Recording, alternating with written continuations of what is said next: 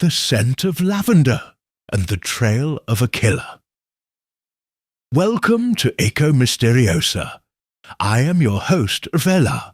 This community of mystery lovers is amazing.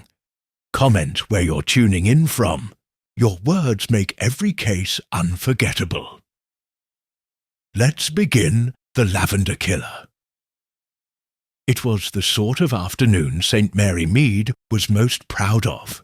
The Vicar's Garden Party, an annual affair that combined sponge cakes, raffles, and a certain polite competitiveness over rose arrangements, was in full swing. The September sun cast a mellow glow upon the tidy lawns, and the scent of lavender drifted lazily from the borders, mixing with the tang of cucumber sandwiches and freshly poured tea. Ladies in straw hats conversed in clusters, their laughter carrying lightly over the hedges. Retired colonels, broad of chest and fond of storytelling, lingered near the refreshments, regaling anyone within earshot with tales of long-ago campaigns. Children darted between tables, snatching scones when their mothers' backs were turned. It was, in every sense, an afternoon stitched together with threads of routine English charm. Miss Jane Marple, in her customary pale blue cardigan and neat gloves, sat quietly at the edge of the gathering beneath a white parasol. She looked to the casual eye a harmless old lady content with her tea. Yet her keen eyes roved, noting who poured their cup too hastily, who avoided whom in conversation, and which smiles failed to reach the eyes. It was precisely at such a moment, when the hum of village life seemed most peaceful, that a ripple of shock tore through the assembly. Mrs. Dorothy Pritchard, a stout woman known for her unshakable opinions on church choir arrangements, gave a sudden, violent gasp. Her teacup clattered to the grass, spilling brown liquid across her sensible shoes. For an instant the crowd thought she had swooned from the heat, but as she lurched forward onto the picnic table, her hand grasping futilely at the lace cloth, the truth became undeniable. A thin, strangled cry rose from the vicar's wife. Mrs. Pritchard was dead. And there, clutched in the folds of her cardigan, was a sprig of fresh lavender, crushed but unmistakable. The village party dissolved into chaos. Women shrieking, men calling for doctors, and children whisked away under flustered arms. Amid the confusion, Miss Marple remained seated, her face serene. To anyone watching, she looked as though she were simply knitting invisible threads of thought. But Miss Marple had already noticed something that nobody else had. "Would you like me to? The village reacts right away. Or would you prefer to build this gradually, section by section, with opportunities for you to shape the characters and suspects as we go?" The shocked silence that followed Mrs. Pritchard's collapse seemed to stretch unnaturally long, broken only by the frantic clinking of teacups hastily set down, and the high-pitched wails of a maid rushing forward with no idea what to do. The vicar, pale and trembling, muttered a prayer under his breath before attempting some semblance of control. "Please, everyone, stay calm," he urged, his voice unsteady. It must be. She must have fainted from the heat. But no one truly believed it.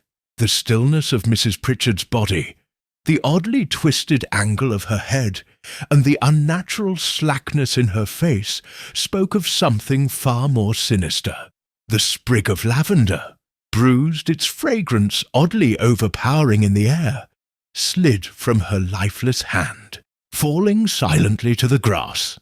Mrs. Bantry, always quick to make herself heard in moments of drama, gave a little scream and clutched her husband's arm.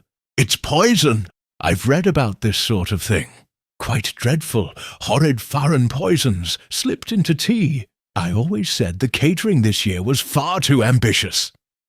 Her voice rose with every word, and soon the garden was filled with half-formed theories, tumbling from every mouth. Heart failure. That's what it is, insisted Colonel Archer, his moustache bristling with conviction. Poor woman had the constitution of a warhorse, but I've seen this sort of thing before. Sudden, quick as lightning. Best not to frighten the ladies with talk of other things.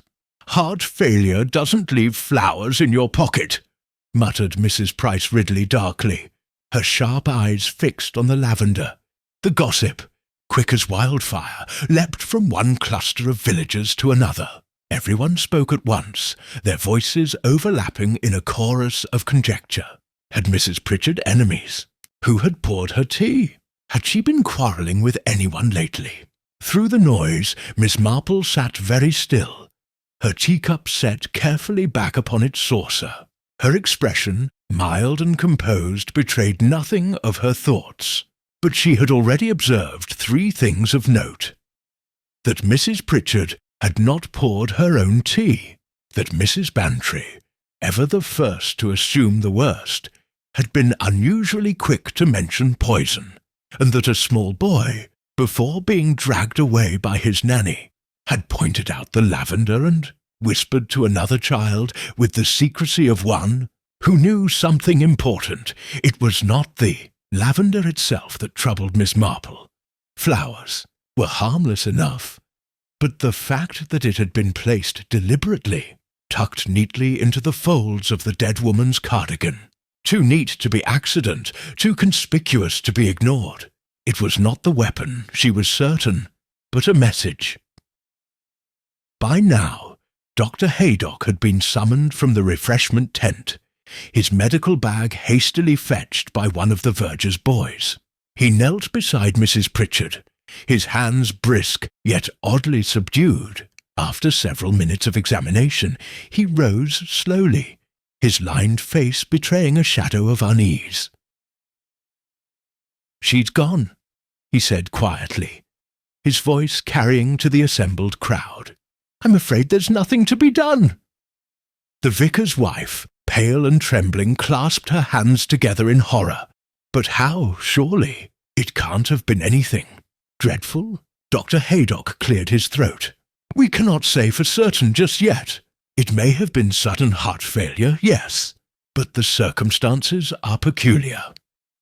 His eyes flicked briefly to the sprig of lavender, and then, as if deciding against pursuing that line in public, he snapped his bag shut with finality. "I shall have to notify the authorities." The word authorities settled over the crowd like a stone. A murder, or even the suggestion of one in St. Mary Mead, was unthinkable. The villagers prided themselves on their peace, their order, their sense of being untouched by the darker cruelties of the world. And yet, as if to mock their complacency, death had appeared right in the midst of sponge cakes and village raffles. The gathering began to disperse in uneven clumps, voices rising in speculation. Colonel Archer attempted to corral the men, urging them to keep things in perspective, while the ladies, with lips pursed and eyes sharp, already traded whispered names and suspicions. Who had been seen speaking with Mrs. Pritchard? Who had quarrelled with her most recently? Whose husband had she offended? Miss Marple, unobtrusive as ever, allowed herself to be drawn into a cluster near the tea-table where Mrs. Bantry, Mrs. Price Ridley, and young Mrs. Sims were holding court. "It was her tongue that killed her. You mark my words," Mrs. Price Ridley declared. Sharp as a knife Dorothy Pritchard was. Only last week she was carrying on about the parish council accounts, claiming there was mismanagement. "I dare say she made herself a good many enemies." "Nonsense," Mrs. Bantry interjected. "Enemies in St. Mary Mead? How melodramatic. I still say it was poison. Someone must have slipped it into her tea. Why, she might even have mistaken her own medicine and taken the wrong dose. Miss Marple, who had been listening with her mild air of interest, observed gently, "That would be very unfortunate indeed, wouldn't it? Though I dare say one doesn't usually tuck medicine bottles away with flowers, does one? Lavender is such a curious choice. It makes one think of linen cupboards, sachets, and, oh dear, sometimes of remembrance. Her words, spoken with the air of an elderly lady making idle chatter, caused Mrs. Sims to blink and glance down at the discarded sprig. A silence followed, brief but telling. Each woman present drew her own conclusion, though none dared voice it aloud.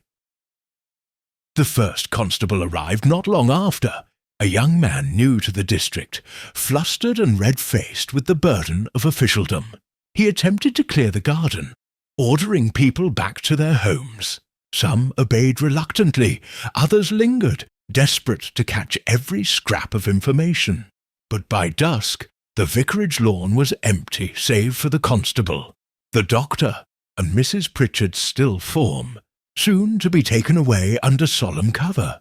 Miss Marple, walking slowly back to her cottage, allowed her thoughts to settle like fine dust. Already she saw the pattern emerging, not the shape of the crime itself, but of the people who had surrounded it. Mrs. Bantry's hasty assumptions, Mrs. Price Ridley's bitterness, Colonel Archer's bluster, all were responses as revealing as fingerprints. And there was something else, too, something nagging at the back of her mind, a recollection that Mrs. Pritchard, for all her sharp tongue, had always been proud of her neatness.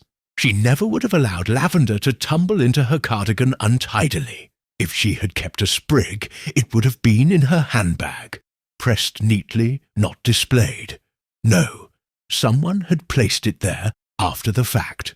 And Miss Marple knew enough of human nature to understand that people rarely left messages without purpose. The lavender was not decoration.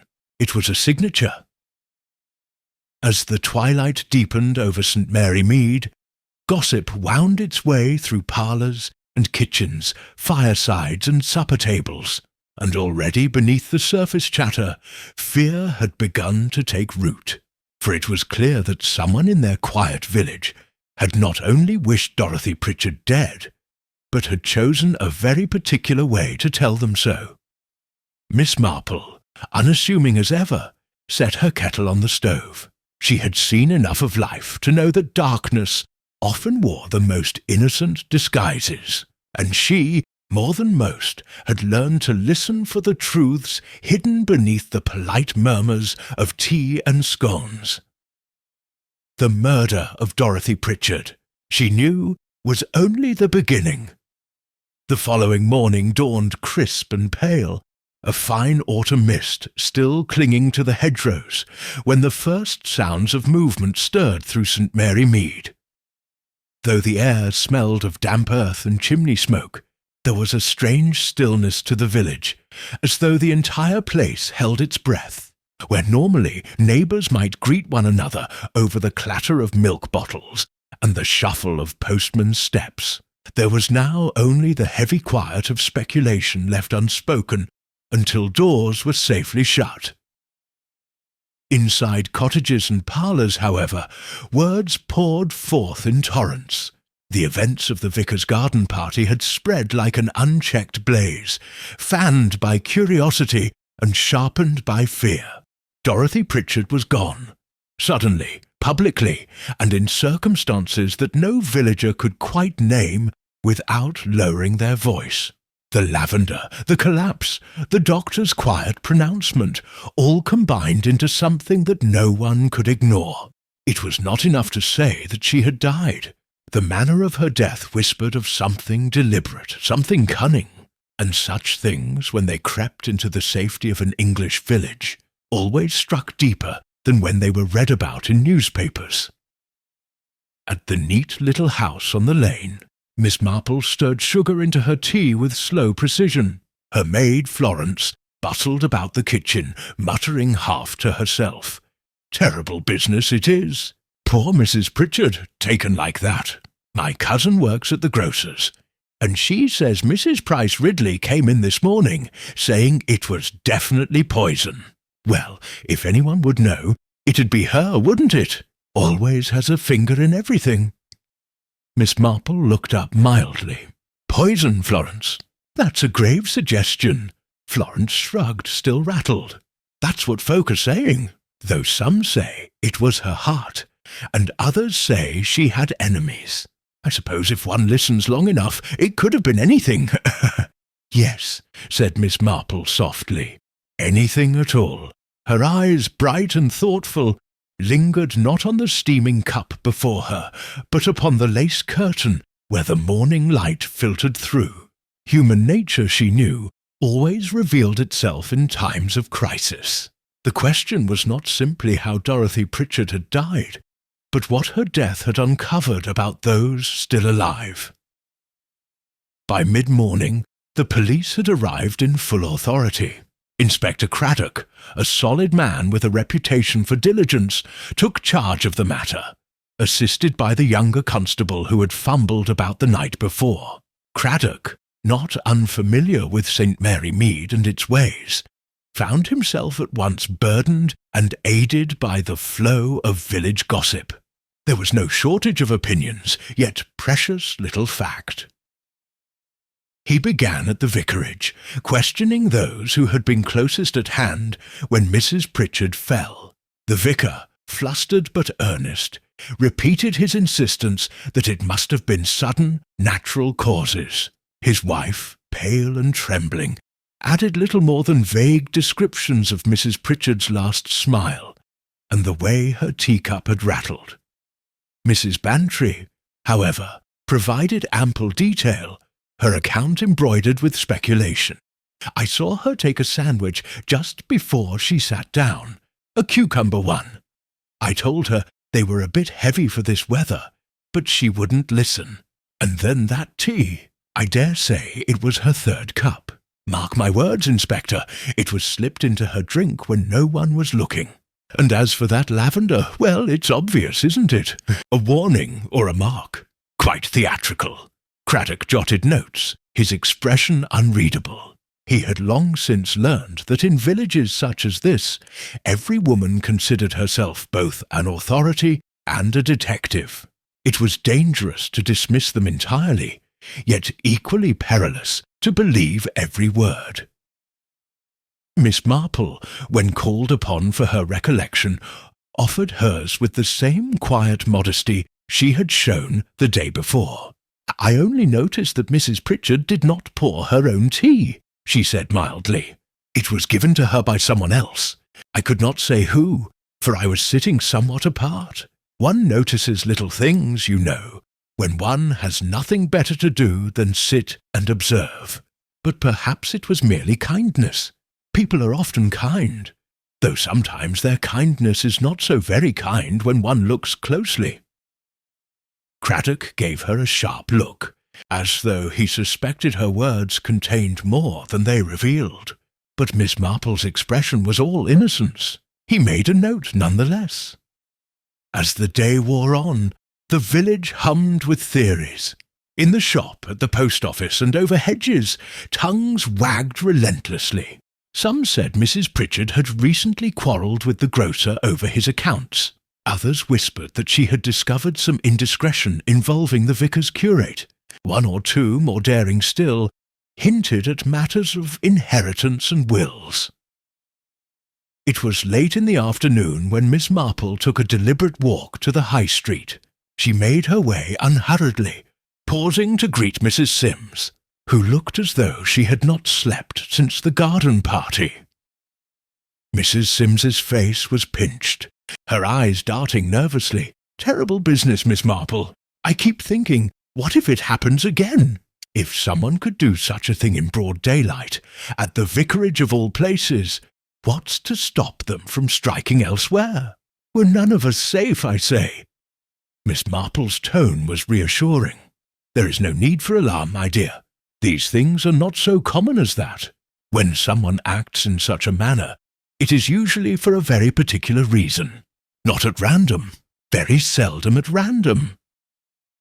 Her words did little to ease Mrs. Sims, but they satisfied Miss Marple herself. She had begun, in her quiet way, to catalogue the villagers' responses. Fear was natural.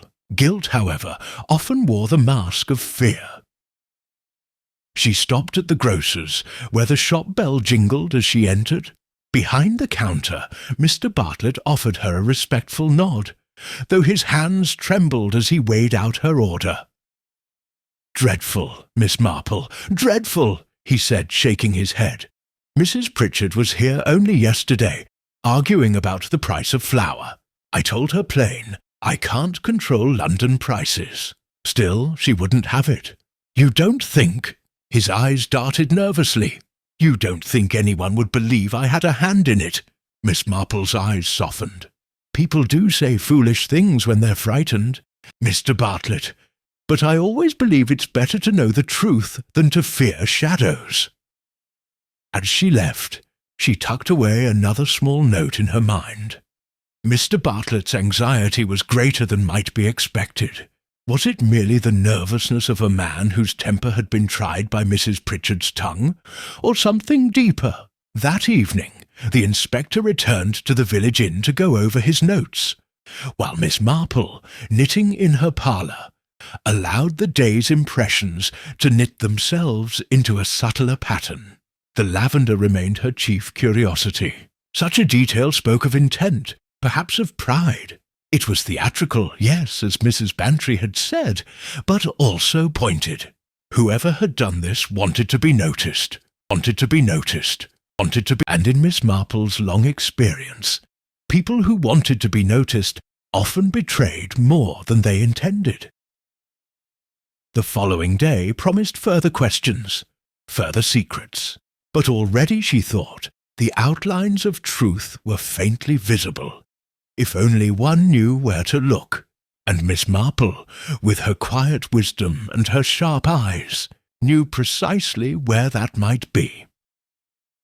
Inspector Craddock began his second day of inquiries with a firmer step than before, determined to move beyond gossip and conjecture. By now, the post-mortem had returned from the county laboratory. Traces of digitalis had been found in Mrs. Pritchard's system, in a dosage far exceeding anything prescribed. The discovery, whispered in cautious tones through the village, was both clarifying and deeply unsettling. It was no longer a question of sudden heart failure or natural collapse. It was poison, deliberate and administered with precision. Craddock wasted little time in following the most practical line of inquiry. Who had access to such a substance, and who had reason to use it against Dorothy Pritchard? In the small, tightly woven threads of village life, answers were never far from reach, though they came tangled with a dozen other motives and grievances. The first name to surface with uncomfortable clarity was Mr. Bartlett, the grocer. It was well known that Mrs. Pritchard had quarrelled with him on numerous occasions. Only last week she had accused him of short-measuring flour and charging extra for sugar. Voices had been raised. Customers had witnessed it. Some whispered she had threatened to report him to the council. Others claimed she had hinted darkly at knowledge of something improper in his accounts. In a place like St. Mary Mead, such hints carried weight. Inspector Craddock summoned Bartlett for questioning, and the man arrived pale and perspiring, his hands twisting at his cap. "I didn't do it, sir," he blurted before he'd even taken a chair. "I swear it on my mother's grave. Yes, she was difficult, God rest her, but I'd never wish her harm. Everyone knows I've had words with her, but that's all." Craddock leaned back, steepling his fingers. "Digitalis, Bartlett, a poison. Not the sort of thing one finds lying about. Do you sell medicines in your shop?" "Not a bit of it," Bartlett stammered. "Only a few tonics and aspirin cough syrup. Nothing like that. I wouldn't know where to get such a thing. She must have taken it herself by mistake." But his protests, however fervent, did little to soothe suspicion. The man was clearly frightened, and fear often spoke louder than reason. The constable muttered that he looked guilty as sin, and Craddock, though more cautious, could not ignore the logic. A man humiliated by a sharp-tongued woman, with his reputation and livelihood at stake, might easily be pushed to desperate measures. The village quickly seized upon the idea, and soon the air was thick with certainty. Bartlett the grocer, they said, had finally been driven past endurance. The lavender, some suggested, was an odd touch, perhaps meant to disguise the smell of medicine, or to mark some long-standing grudge. By mid-afternoon, there were whispers that an arrest was imminent. Miss Marple, however, did not share in the general conclusion. She had known too many Bartletts in her time, men of small ambition, nervous temper, and very little cunning. Such men might bluster, even quarrel, but rarely did they possess the cold calculation needed to administer poison in public. More to the point, Bartlett's fear seemed genuine. Not the fear of discovery, but the fear of being wrongly accused. She sat quietly with her knitting as Mrs. Bantry relayed the latest gossip, her needles clicking in gentle rhythm. "They'll have him in jail before the week is out, mark my words." The inspector all but said so. "It fits perfectly, Jane. He had a quarrel with her. He had cause to resent her. And these shopkeepers, you know, they're very proud. She humiliated him before half the village." Miss Marple looked up, her expression mild. "Yes, humiliation is a powerful thing. I have seen it lead to dreadful acts. But one must ask oneself, would Mr. Bartlett have chosen such a dramatic setting? Poison slipped into tea at the vicarage garden party. It is not only cruel, it is very theatrical, don't you think?" Mrs. Bantry pursed her lips. "Well, it does seem rather bold for him, now you mention it. He hasn't the stomach for theatrics, does he? Always sweating, poor man." "Exactly," said Miss Marple softly. "And poison, dear Dolly, requires not only malice, but patience. It is the weapon of someone who can wait, who can calculate. I rather think Mr. Bartlett is too excitable for such patience." Her words lingered in Mrs. Bantry's mind, though the tide of village opinion did not shift so easily. For many, the grocer's guilt was too neat, too satisfying to abandon. It offered order, a conclusion, a way to box in the fear that now clung to every doorstep. Inspector Craddock, for his part, pursued the lead with methodical care. He searched Bartlett's premises, examined his accounts, even questioned his delivery boy. Nothing emerged, no trace of digitalis, no sign of a secret purchase, no evidence beyond quarrels and temper. By evening, Craddock found himself restless. He did not like tidy solutions that relied on nothing more than dislike and suspicion, and Miss Marple's quiet remark about theatrics echoed unbidden in his mind. He had seen the old lady before, had learned not to underestimate her. She had a way of noticing what others dismissed. That night, as the lamps were lit across St. Mary Mead, and curtains were drawn tight against the dark, Miss Marple sat with her thoughts. Bartlett was no killer, she felt certain, but his position as the obvious suspect served a purpose. While the village wagged its tongues and pointed fingers, the real culprit enjoyed a convenient cloak of safety. And that, Miss Marple knew, was precisely what they had intended from the start. The lavender was the key. It was not carelessness, it was signature. Someone wanted this death to be remembered, whispered over, and misunderstood. Someone clever enough to lay a trail toward a man like Bartlett, yet subtle enough to remain invisible. Miss Marple, her needles still in hand, smiled faintly. The truth, as always, would lie not in poison bottles or autopsy reports, but in the small betrayals of human nature. And already, she thought, she could see a few threads beginning to unravel. Would you like me to go on with Section 5? A hidden clue, where Miss Marple notices a seemingly trivial detail that everyone else overlooks.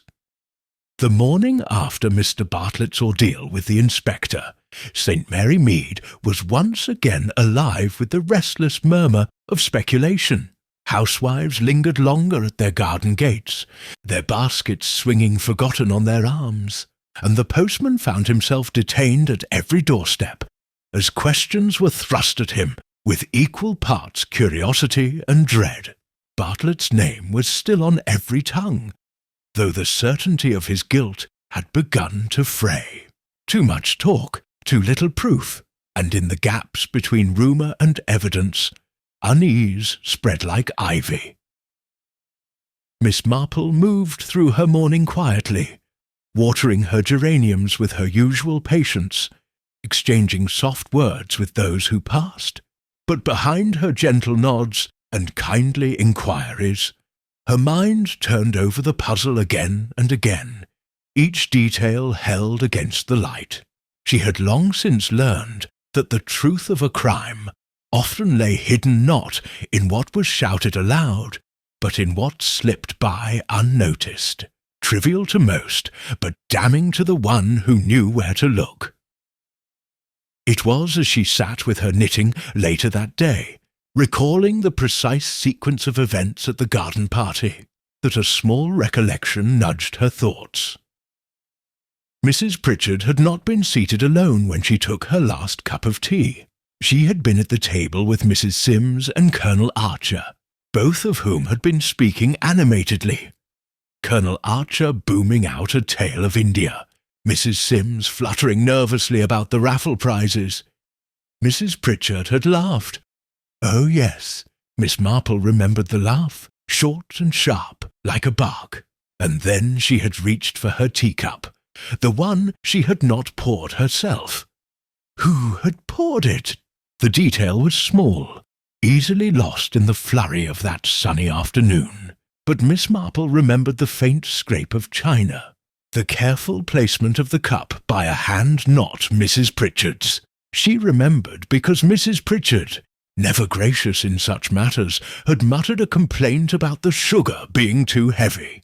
The remark had been overlooked by those around her, but not by Miss Marple, who had always listened to such seemingly idle words. Too much sugar in the tea, a petty annoyance at the time, but perhaps more than that. People often disguised bitterness with sweetness, in tea as in life. That small recollection set Miss Marple upon a new course.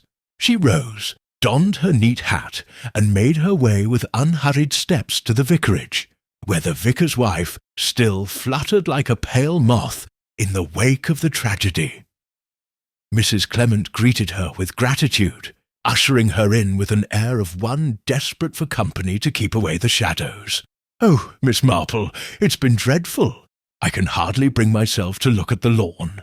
I keep seeing her there, falling, and the lavender in her hand. I shan't ever forget it, I'm sure." Miss Marple's tone was gentle. "It was a shock for us all, my dear.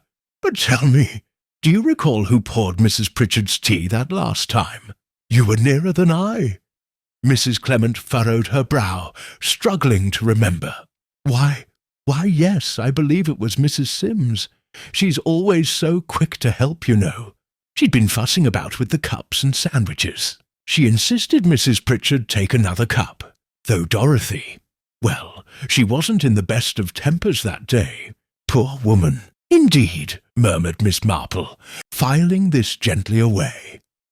Mrs. Sims, with her fluttering nerves and pale face, had seemed so frightened after the event, but perhaps nerves did not always spring from innocence.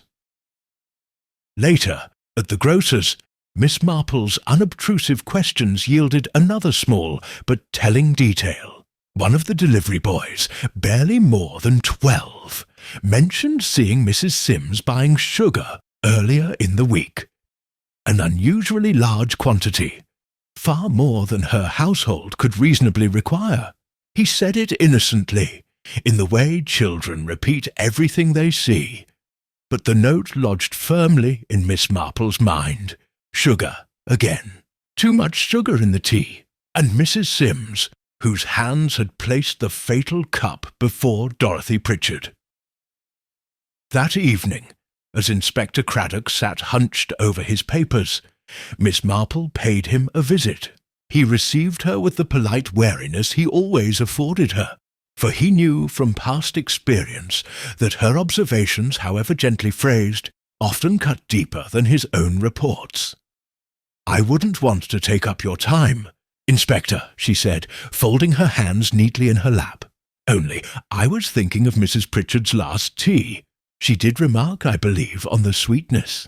"Too much sugar," she said. "I remember it very clearly." Craddock looked up sharply. "You're certain of that?" "Oh, quite. And it was Mrs. Sims who poured it for her. Not that I mean to suggest anything untoward, of course. It's just that such little things do sometimes prove important, don't they?" He frowned, making a note. "Mrs. Sims. She seems a nervous woman, but I hadn't considered her in this light. And the sugar. You're quite right. It's a detail worth considering." Miss Marple smiled gently, as though relieved to have shared nothing more than idle remembrance. Yet within her the conviction grew stronger. Bartlett was too obvious. Sims, overlooked and pitiable, might well be the sort to harbour deeper secrets. The lavender, the tea, the sugar. Such details were not the marks of a man driven by temper, but of someone quieter, more methodical, and far more dangerous in their subtlety. As she walked home beneath the evening sky, Miss Marple reflected upon the ways in which people revealed themselves. A quarrel in public, a sudden flush, an excess of sugar purchased when no one was meant to notice. All small things, yet together they painted a picture. And she, who had spent her life observing the habits of neighbours and parishioners, knew that such pictures were rarely mistaken. Still, it would not do to rush. One must be patient, for patience revealed what haste concealed. Already she could sense the shape of something larger. Motives not yet exposed, connections not yet spoken aloud. But the clue was there, plain as the sprig of lavender that had been so deliberately displayed. Dorothy Pritchard's death had not been an accident of temper, nor a moment's spite. It had been prepared, and Miss Marple, more certain with every passing hour, knew she was now one step closer to the truth. Would you like me to carry straight on with Section 6? Confrontations and Secrets, where the hidden pasts and motives of the villagers begin to surface. Inspector Craddock found himself pacing the vicarage study long after the lamps had been lit. His notes spread before him in an untidy scatter. The evidence against Bartlett had thinned to smoke the more closely he examined it, and though the villagers clung to the grocer's guilt with a kind of desperate relief, Craddock's instincts told him that Miss Marple's quiet warning should not be ignored. He had learned, reluctantly but thoroughly, that the old lady's seemingly trivial observations carried more weight than the loudest protestations of witnesses. And now she had pointed him toward Mrs. Sims, who had poured the tea. Mrs. Sims, whose hands had trembled afterward, whose face was wan and pale. Nervousness could be grief, but it could just as easily be guilt. And then there was the matter of the sugar. A housewife might stock a little extra in times of shortage, yes, but a large quantity bought so recently, so near to the event, it gnawed at his thoughts. He resolved to pay Mrs. Sims a visit the following morning. Miss Marple, meanwhile, sat serenely at her fireside, the steady click of her knitting needles accompanying the thoughts running silently through her mind. She knew the inspector would soon focus his gaze where she had gently nudged it, but she also knew that Mrs. Sims was not the sort to be easily confronted. People like her often crumbled when pressed too hard, saying too much, or saying nothing at all. And in that collapse, the truth about others might slip free as well. For in a village like St. Mary Mead, secrets were never solitary. They were shared like ivy creeping across a wall, binding one life to another in tangled strands. The following day brought a change in the atmosphere of the village. If gossip had been lively before, it was feverish now. Rumours spread that Mrs. Sims had been questioned, that the police had searched her kitchen, even that something had been found in her larder. None of it had any foundation, yet the stories multiplied with each retelling. Some pitied her, others were eager for her downfall. It was always so. A community turned as swiftly upon one of its own as it closed ranks against an outsider. Inspector Craddock knocked on the neat little cottage door just after breakfast. Mrs. Sims herself answered, pale as parchment, her apron bunched nervously in her hands. She ushered him inside with hurried politeness, though her eyes darted towards the neighbours' windows, fearful of being seen. Craddock's questions were firm but courteous. Had she poured Mrs. Pritchard's tea? Yes, she admitted, she had. Dorothy had demanded it, snapping that her own hands were tired. Mrs. Sims had obliged, though her nerves had been frayed from the noise of the party. Had she added sugar? Yes, at Mrs. Pritchard's request, but perhaps she had been heavy-handed. She remembered the woman's sharp remark about it. And what of this sugar purchase? Craddock asked, his eyes fixed on her trembling face. Several pounds more than any household could need. Mrs. Sims flushed scarlet. It was for baking, Inspector. For the fete. I had promised sponge cakes for the church. I never thought, oh dear heaven, you don't believe I— Her words broke off into sobs, wringing her apron between her hands. Craddock let her cry, noting the convulsive shudders of her shoulders. It might have been the breakdown of guilt, or simply the despair of a woman cornered by suspicion. He could not yet tell. When he left, he was no more certain than before, though he carried away the sense that there was more to Mrs. Sims's story than she dared admit. Fear clung to her too heavily for it to be only the fear of being accused. There was something else, something she hid behind those nervous tears. Miss Marple learned as much herself not an hour later, when Mrs. Sims appeared at her cottage, her eyes still red from weeping. She sank into the chair by the hearth, as though her legs would no longer carry her, and poured out her distress, out. They'll arrest me, Miss Marple, I know they will. Everyone's whispering. But I didn't mean Dorothy any harm. I swear it. She frightened me, yes, but I never wished her dead. Miss Marple poured her a steadying cup of tea, and waited with the patience of one who had spent her life listening to women unburden themselves. At last Mrs. Sims's words faltered into a whisper. She knew things about me, about my husband. She threatened to tell. That's why I was so frightened when she died. I thought people would say it was me, that I'd silenced her. Miss Marple's eyes, calm and sympathetic, rested on the younger woman. What sort of things, my dear? Mrs. Sims twisted her hands together. My husband. He lost money. Cards, you see. He's weak that way. Dorothy found out. She said she would tell the vicar, tell the parish council, ruin his position at the bank. I begged her not to. I suppose she enjoyed having me under her thumb. But I didn't kill her, Miss Marple, I didn't.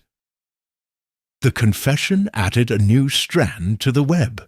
Here was motive enough, fear, humiliation, desperation. Yet Miss Marple believed the woman's protest. Mrs. Sims was weak, yes, and timid. She might cry, she might despair, but she did not have the steel for murder. Still, the revelation explained her terror, and it told Miss Marple something more. Dorothy Pritchard had made herself dangerous, not by her tongue alone, but by the secrets she unearthed and wielded like weapons. Other secrets began to stir in the days that followed. Colonel Archer, so loud and blustering, grew unusually quiet when the inspector asked about his conversations with the deceased. It emerged that Mrs. Pritchard had hinted at improprieties in his accounts as treasurer of the British Legion Fund. He dismissed it as nonsense, but the flush on his face suggested otherwise. Mrs. Price Ridley, too, was heard remarking that Dorothy had a way of ferreting where she wasn't wanted.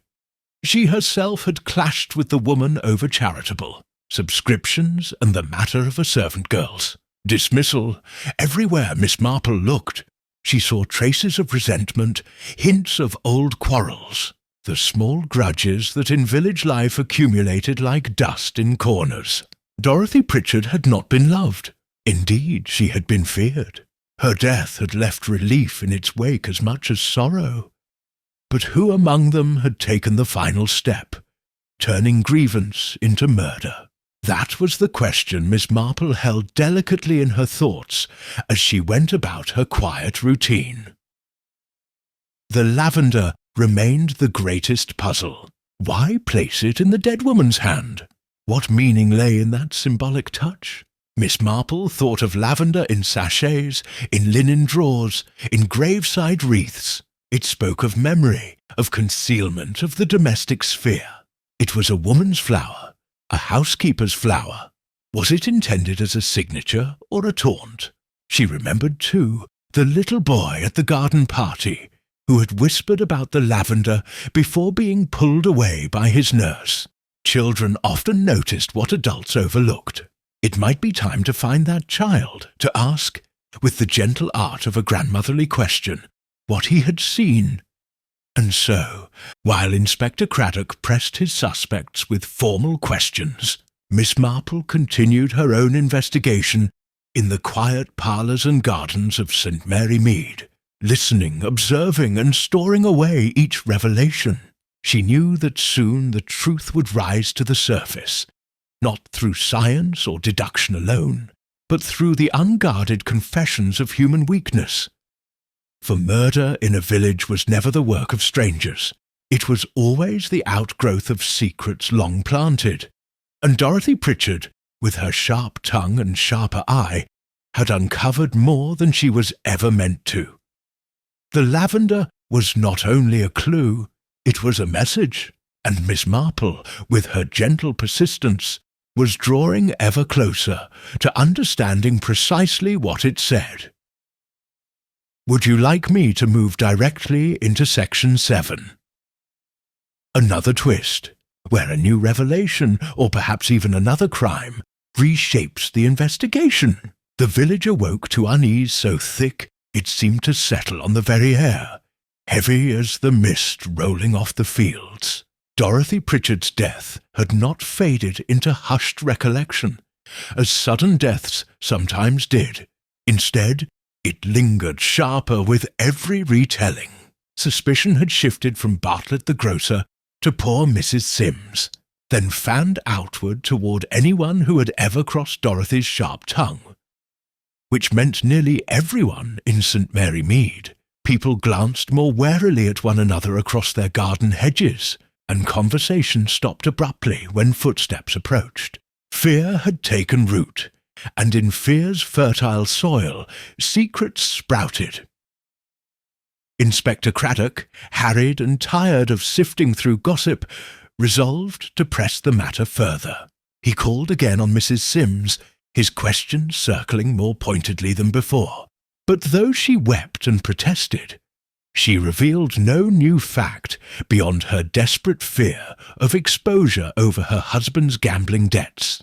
Craddock left her cottage dissatisfied, convinced that she was hiding something, but not certain it was murder. His frustration deepened when he returned to the inn to find another rumour waiting for him, that Colonel Archer had been seen burning papers in his hearth late at night, muttering and pacing like a man possessed. Meanwhile, Miss Marple, with her soft tread and gentle presence, pursued her own path. She had decided to speak with young Tommy Bartlett, the grocer's boy, whose careless remark about Mrs. Sims's sugar purchase had proved so revealing. Children, she knew, often carried truths in their pockets, dropped like pebbles without understanding their worth. She found him by the lane playing marbles, and drew near with a smile that always disarmed the young. "I wonder, Tommy," she said, kneeling to watch his game, "when you saw Mrs. Sims at the shop, Did she say anything to you? Anything at all about what she was buying?" The boy frowned, thinking hard. "She said it was for cakes, but she looked funny, like she didn't want anyone to hear, and she dropped her purse. I picked it up for her, and there was something inside, like little leaves, wrapped up in paper. I thought it was tea. Smelled funny, though. Bitter." Miss Marple's heart gave the faintest stir. Digitalis leaves, perhaps. She thanked the boy warmly, patting his shoulder, and walked on with her mind quietly racing. If Mrs. Sims had indeed had such a thing in her purse, then her protestations of innocence were far less certain. But children's memories could be unreliable. A scent might be imagined, a detail exaggerated, and yet Miss Marple trusted that small, unthinking observations often held more truth than the polished accounts of adults. That very evening, a fresh shock rippled through the village. Colonel Archer, so brash and blustering, was found collapsed in his study. A half-finished letter on his desk, and an overturned glass by his hand. Though he lived, it was only narrowly, and Dr. Haydock confirmed what everyone feared. He too had been poisoned, though in smaller measure. The uproar was immediate and profound. One death might have been a dreadful aberration, but two within the span of days, spoke of deliberate malice running unchecked through their peaceful lanes. Villagers barred their doors, servants whispered of leaving, and the vicar's wife prayed aloud in her pew for deliverance from the evil among us. Inspector Craddock, grim-faced, declared that the killer had struck again. If Dorothy Pritchard had been silenced for what she knew, then perhaps Colonel Archer had been targeted for the same reason. And now, more than ever, suspicion fell upon Mrs. Sims. Had she, under the cover of tears and timidity, attempted to remove yet another who might expose her husband's disgrace? But Miss Marple, who sat at Colonel Archer's bedside later that night while the doctor worked, was not so sure. She watched the old soldier's lips move feverishly in half-conscious mutterings, and thought of the man's pride, his bluster, his insistence on authority. He had secrets of his own, accounts, funds, whispers of impropriety. Dorothy Pritchard had threatened him, and perhaps someone else feared he might reveal too much under pressure. His poisoning did not clear the air, but clouded it further. She recalled, too, the sprig of lavender clutched in Dorothy's hand. No such token had been found near Colonel Archer. Was the killer growing careless? Or had the lavender meant something specific to Dorothy alone? Some symbol that bound her fate to the hand that killed her? The inspector pressed Mrs. Sims again, more harshly this time. She broke into fresh tears, swearing she had not left her home all the evening, that she had no reason to harm Colonel Archer. Yet when Craddock pressed her on the matter of the bitter leaves, her denial was sharp, too sharp, and Miss Marple noted the tremor of panic beneath it. Alone later, Miss Marple considered all that had unfolded. If Mrs. Sims had indeed possessed digitalis, then the inspector's suspicions were well founded. But Miss Marple's instincts told her something else. Mrs. Sims might possess the means, yes, even the motive, but she lacked the essential character. Murder required a certain resolve, a coldness of purpose that could not be manufactured out of fear alone. Someone else had seized upon her weakness, perhaps even planted suspicions upon her deliberately. The second poisoning, rather than confirming her guilt, seemed to Miss Marple to point elsewhere. A nervous woman under scrutiny would not have dared strike again, not so soon. No, this second crime bore the stamp of someone more brazen, more confident, and perhaps more desperate to divert suspicion. And so, while the village now whispered of a poisoner among them, Miss Marple sat quietly by her fire, knitting with slow, measured hands, her thoughts turning inward. Dorothy Pritchard had known too much. Colonel Archer too, perhaps. The lavender was not decoration, but a sign. And its absence in the second crime was telling. Patterns emerged not only in what was present, but in what was missing. The killer, she thought, had overreached. One murder in the open air of a garden party might be explained away, woven into gossip and confusion, but two within a week would not be so easily concealed. Somewhere in the tangled web of St. Mary Mead, the truth lay waiting, and Miss Marple, with her patient eyes and her quiet wisdom, was drawing steadily closer to its heart.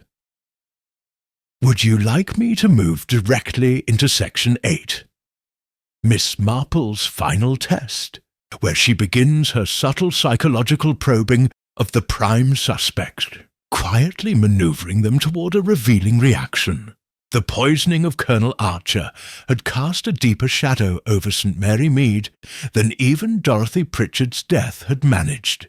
The villagers spoke of little else, their tones hushed as though the very air might carry their words to the ears of the killer. Women no longer lingered in their gardens. Children were kept indoors, their play silenced by the sudden intrusion of fear. The tranquility of the village had been broken, and where once there had been only petty rivalries and harmless gossip, now suspicion coiled like smoke in every conversation. Inspector Craddock, wearied by the mounting pressure, had begun to voice his theory more firmly. "It's Mrs. Sims," he declared to the vicar and to Dr. Haydock over an uneasy supper at the inn. "She's the link between them. She poured Mrs. Pritchard's tea. She bought the sugar. And if she had access to digitalis, as the boy suggested, then she had the means. Dorothy threatened to expose her husband's debts, and Archer might well have stumbled upon the same knowledge. She's weak, yes, but desperation can drive the weak to anything." Dr. Haydock frowned. "Perhaps, but I know her husband. A foolish man, no doubt, but hardly worth murdering over. And Mrs. Sims is timid to her core. She cries if the milk sours. Poison is not merely cowardly. It requires foresight, calmness. I can't quite see her hand steady enough for it." Craddock bristled. "And yet the facts point her way." Miss Marple, who had joined them unobtrusively, stirred her tea with a delicate clink of spoon against china. Her eyes, downcast as if the conversation were of no great interest, concealed their sharpness. "Facts, Inspector, are very curious things," she said softly. "They can point in many directions, according to the hand that arranges them. One must be careful not to confuse arrangement with truth. I have often found that the guilty are rather adept at providing us with convenient facts." Craddock gave her a look, half exasperation, half reluctant respect. "And whom would you suggest, Miss Marple, if not Mrs. Sims?" Miss Marple smiled gently. "Oh, I wouldn't suggest anyone, Inspector. That would be most improper. But I might perhaps notice. And noticing is a harmless occupation for an old woman, don't you think?" The inspector grunted, but said no more. Yet it was precisely that harmlessness which allowed Miss Marple her quiet manoeuvres. She had decided that if the police would not look beyond Mrs. Sims, she herself must contrive a little test. For she had seen in countless church fetes and teas how the smallest prod could reveal more about a person than hours of questioning. The opportunity arose 2 days later, when Mrs. Bantry, undeterred by tragedy, insisted on hosting a small gathering at her house. "We mustn't give in to fear," she said stoutly. "If we retreat into our corners, we let the poisoner win." Few had the courage to decline, and by afternoon a number of villagers found themselves gathered in the Bantry drawing-room, drinking tea with forced cheer and casting furtive glances at one another over the rims of their cups. Miss Marple, sitting near the hearth with her knitting, allowed the conversation to flow as it would. Mrs. Price Ridley speculated loudly on the inspector's progress. Mrs. Sims sat pale and quiet, her hands clutched tightly in her lap. Colonel Archer's daughter, summoned hastily from town, spoke bitterly of her father's enemies, and the vicar attempted, without much success, to introduce Scripture into the conversation as a balm. It was then that Miss Marple played her hand. With a soft exclamation, she leaned forward and picked up a sprig of lavender from a vase on the mantelpiece. "How very pretty," she said mildly, turning it between her fingers. "Though one can't help but think of poor Mrs. Pritchard, can one? Lavender does cling so to the memory now. I recall once, long ago, a case where lavender was used quite deliberately, not in a garden, but in a drawer, to hide the smell of something one would rather others not notice." Her tone was light, her expression almost dreamy, but her eyes flicked up briefly, taking in each face. Mrs. Bantry only frowned, curious at the anecdote. Mrs. Price Ridley sniffed, unimpressed. Colonel Archer's daughter looked puzzled, but Mrs. Sims started violently, her hands tightening on her handkerchief, eyes wide with sudden alarm. It was just a flicker, a moment's unguarded reaction, but Miss Marple saw it as clearly as one sees a dropped stitch in a line of knitting. Fear, not of lavender, not of memory, but of association. Someone had struck the right note, and Mrs. Sims's heart had answered. Miss Marple let the silence hang a moment longer, then set the sprig down and resumed her knitting, her face a picture of innocence. The conversation soon resumed, but she knew that the little test had borne fruit. Mrs. Sims was entangled somehow, whether as perpetrator, accomplice, or unwitting pawn, it was not yet clear, but she knew something. As the guests departed, Miss Marple walked slowly home, her mind fitting pieces together. Lavender to disguise, lavender as a signature, sugar to mask bitterness, digitalis, hidden in leaves, in purses, in careless hands.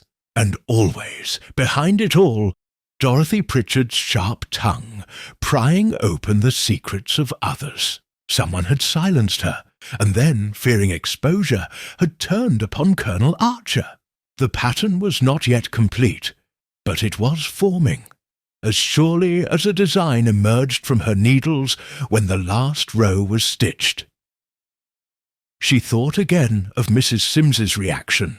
It had not been the fluster of innocence, but the panic of one who knows too much.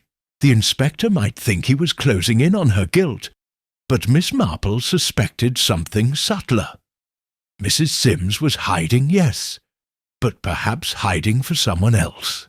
And that, she thought with a small grim smile, was where the real truth would lie. The killer had made one error already, by striking twice. They would make another. All she had to do was watch and wait and place the right piece of bait before them. Human nature would do the rest. The evening of Mrs. Bantry's gathering left the village more unsettled than before. Though nothing overt had been said, the sense of suspicion hung heavier, as if the walls themselves carried whispers. The inspector left frustrated, for while he clung to his theory of Mrs. Sims's guilt, he felt the ground shifting beneath him. She was too nervous, too fragile, too obvious. And Craddock, though he prided himself on logic, knew too well that crimes in villages seldom followed the neat paths one hoped for. Miss Marple's faintly cryptic remark about arranged facts troubled him more than he cared to admit. Miss Marple, walking home beneath the lamplight, allowed herself no such confusion.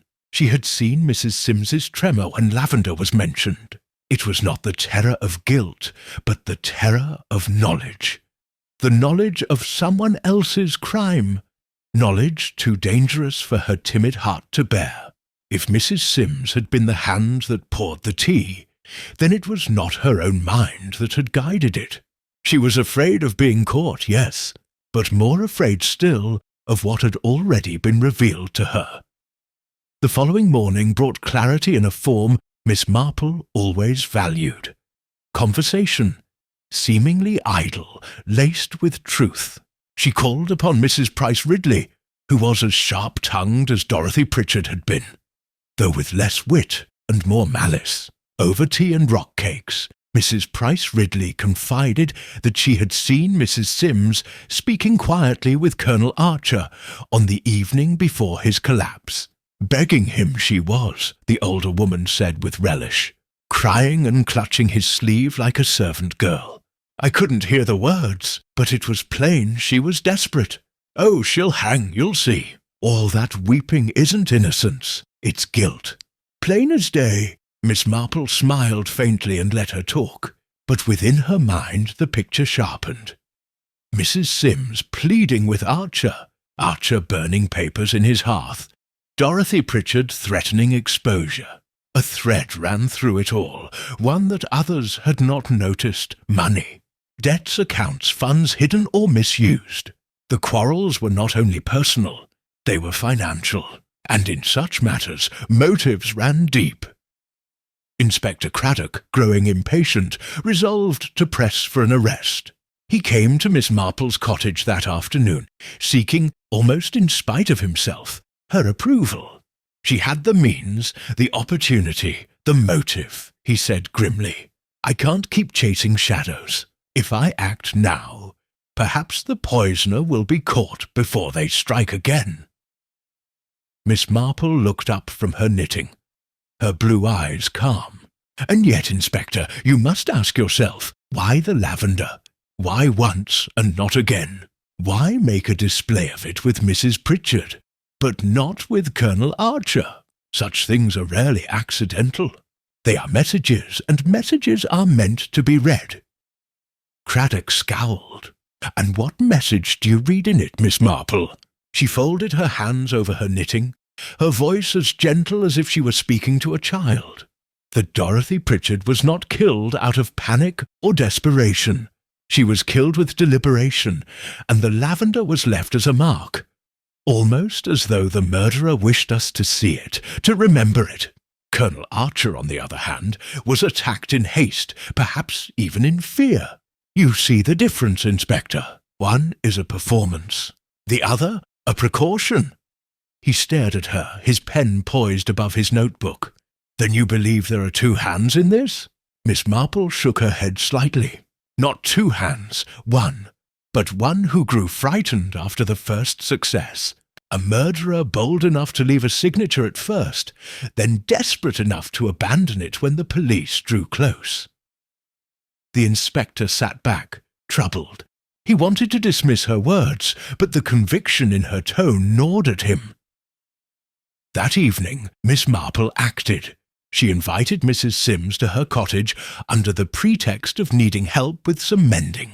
The woman arrived pale and trembling, her eyes shadowed with sleeplessness. Miss Marple set her to work quietly, chatting about harmless things, until at last she said softly, My dear, you needn't be so afraid.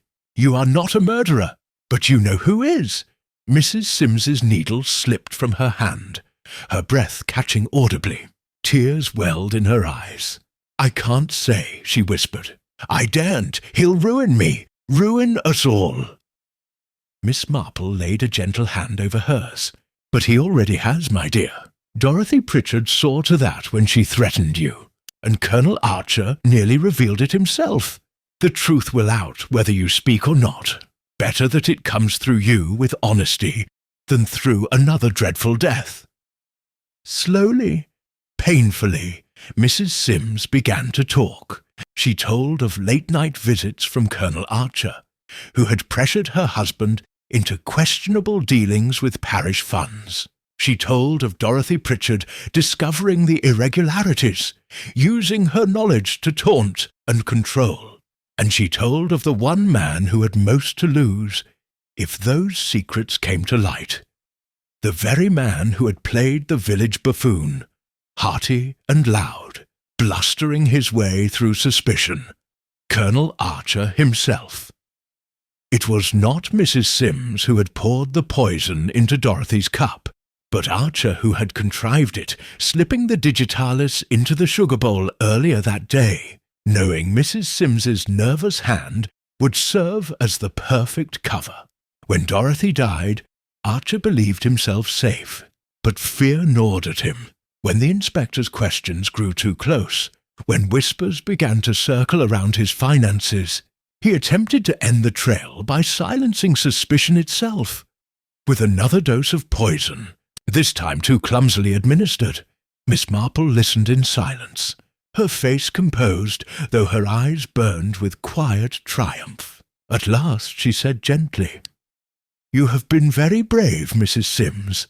The inspector will understand. It is not you they want. It is the one who used you." That night Miss Marple sent word to Inspector Craddock. By morning the village would know the truth. The Lavender Killer, who had thought himself cunning, who had tried to turn suspicion upon the weak, had already betrayed himself. For in human nature, Miss Marple knew, pride always leaves a trace, and fear always follows it. The net was ready to close. Would you like me to carry forward into Section 10, the final reveal and aftermath, where Miss Marple calmly lays out the truth before the inspector and villagers, drawing every thread together? The following day, the inspector called a gathering at the vicarage. It was not unusual. Villagers expected such formalities when dreadful events shook their quiet lives. But the atmosphere was taut with apprehension. Faces turned pale as they filed in, whispers scuttling like mice through the hall. Mrs. Bantry arrived first, curious and full of questions. Mrs. Price Ridley followed, her chin thrust forward with self-importance. Mrs. Sims entered last, subdued and fearful, glancing once at Miss Marple, who gave her only the gentlest nod of reassurance. Inspector Craddock cleared his throat, his voice firm but measured. "You all know why we are here. 2 poisonings have disturbed our peace, one ending in death. There has been much talk, much suspicion cast about, but at last the matter is clear." He paused, his eyes sweeping the room, before inclining his head toward Miss Marple. "And it is to Miss Marple we owe thanks for noticing what others overlooked." The old lady, seated modestly in her pale cardigan, gave a small shake of her head, as though embarrassed by the attention. But when she spoke, her voice was calm, certain, carrying over the uneasy hush of the villagers.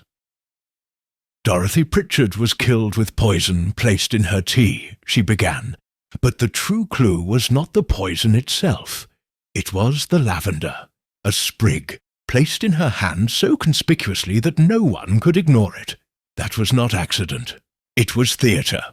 Someone wished us to remember, to attach her death to a particular image. Only, when Colonel Archer was poisoned, there was no lavender. That was fear, not pride. The act of one who had overplayed his hand." Colonel Archer, seated stiffly in his chair despite his recent illness, let out a scoffing laugh. "Absurd! I was the victim, Miss Marple. Surely you don't mean—" Miss Marple's eyes, kind but unyielding, rested on him. "Yes, Colonel, I do. Dorothy Pritchard had discovered your misuse of funds in the British Legion accounts. She threatened to expose you. You could not silence her tongue, but you could silence her life.